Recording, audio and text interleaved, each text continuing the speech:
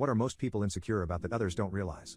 I once had a patient ugly cry in my dental chair because someone called his teeth yellow 2 years ago. I've been a dentist for over a decade and this is something I see regularly throughout all my patients. Despite it being the most important part of your face, I barely even noticed the giant blisters on my patient's face, or how his hair resembled a dog with a wig meme. All I could pay attention to were his bright yellow teeth, and how when he caught me looking at them he would instantly cover his mouth. I could look away for enough time to hear how he's always been self-conscious of his yellow teeth, and how no matter how much he brushed, flossed and used whitening strips, they never improved. He told me that he even stopped smiling with teeth to avoid drawing attention to them.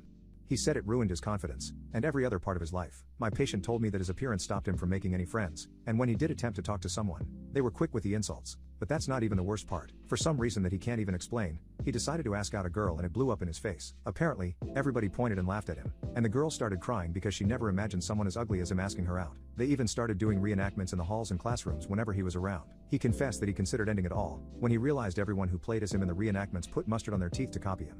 It was hard not to take pity on him. I've seen patients with teeth in worse condition, but I've never heard a story as bad as that one. So I knew I had to help him no matter what. I told him that the most important thing about his appearance was his teeth, so fixing it would set him for life. He didn't even have to worry about anything else since his new smile would make him really confident.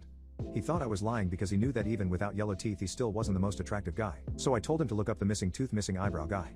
He was convinced and I started working on his teeth. I told him his oral hygiene was really bad, so we needed to whiten his teeth and get rid of his bad breath. He asked if I could give him veneers since it was a quick solution, and he didn't want to get made fun of anymore. He said that if better teeth were going to change what little he had left of his teenage years, then he wanted to do it fast. I couldn't give him veneers because that would only cover up the problem, not get rid of it. He wanted to know how he could get white teeth naturally, and my answer to him was that he needed to brush his teeth with toothpastes that don't have harsh chemicals in them because brands like Crest and Colgate, which everybody uses for some reason, have fluoride and hydrated silica. Too much fluoride leads to brown spots in the tooth and weakens it, making it more brittle and easier to chip off. As for hydrated silica, it damages tooth enamel, and using it to brush your teeth is like using sand to clean glass. So, I told him that just changing to a natural toothpaste with better ingredients would be more effective for him since the standard brands weren't working. You just have to do the research first to make sure it's actually safe for you. Even though people spend thousands on clothes, makeup, but teeth are the only thing you can never take off. And I scheduled him for a 4-week checkup since that would be enough time for the toothpaste to show some results.